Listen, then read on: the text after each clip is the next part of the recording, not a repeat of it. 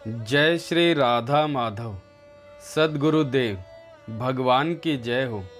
पूज्य श्री भाई जी की पुस्तक से आज भाई जी कह रहे हैं, श्री राधा और श्री कृष्ण सबके सामने आते हैं, पर सबको एक प्रकार की लीला के ही दर्शन नहीं होते। जो जितना ऊंचा अधिकारी होता है उसके सामने उतने ही ऊंचे स्तर की लीला प्रकट होती है। पर एक रहस्य की बात यह है कि जो भी लीला होती है उसमें यह अनुभव नहीं होता कि हमें कुछ कम दर्जे की लीला देखने को मिली है। जिसे भी जो लीला देखने को मिलती है, यदि यथार्थ मिलती है तो वह इतनी विलक्षण होती है कि उसके लिए उसके सिवा और कुछ भी बच नहीं रहता। ना यह जगत रहता, ना संसार, ना कुछ और बात, बस वही रह जाती है और फिर उसी पर नया नया रंग चढ़ता जाता है। तथा वह रंग इतना चढ़ता है कि बस उसकी कोई सीमा नहीं है, नित्य नया नया हो जाता है। जो लीलाएं बहुत ही उच्च कोटि की होती हैं उसमें ऐश्वर्य बिल्कुल नहीं होता।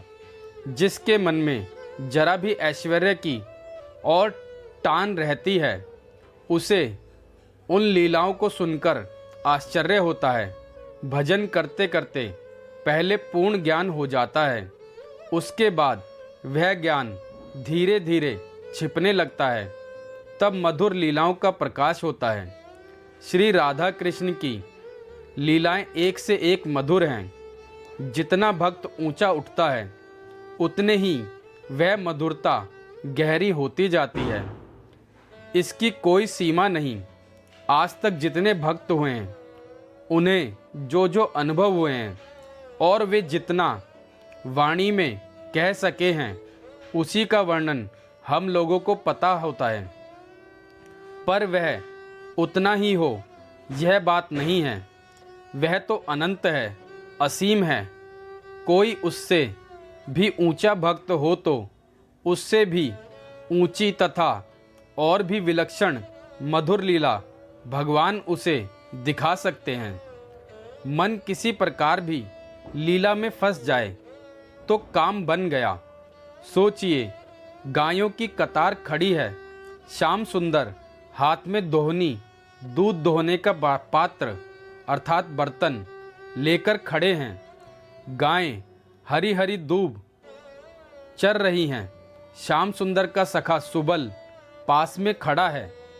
प्रत्येक गायें रंभा रही हैं तथा चाहती हैं कि श्री कृष्ण पहले उसे दुहें। श्री कृष्ण तो भक्त वांछक कल्पतरु हैं। एक ही समय एक क्षण में जितनी गायें हैं उतने रूपों में प्रकट होकर दोहने बैठ जाते हैं।